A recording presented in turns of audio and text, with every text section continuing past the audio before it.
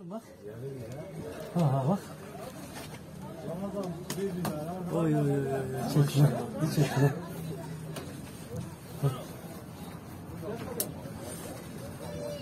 Abi arka ayaklar tutmuyor he. He, abi dedi annenin yanında inşallah Allah'ın izniyle. Çi olur he. Al gel. Gel Rıfkı gel. Gel gel.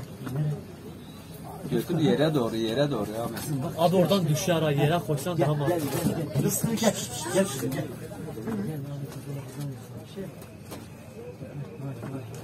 Rıfkı. Şşt.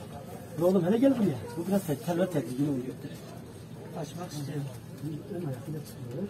O millet geldi ya. Ön ayakları sürdürüyor abi.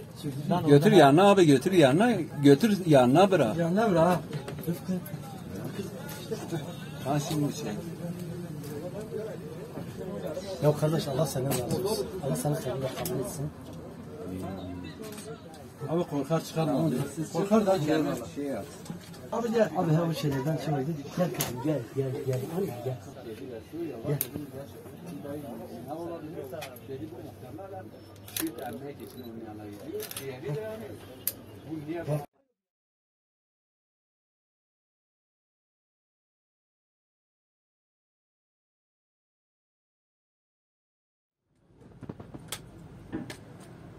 O düzelir kediler.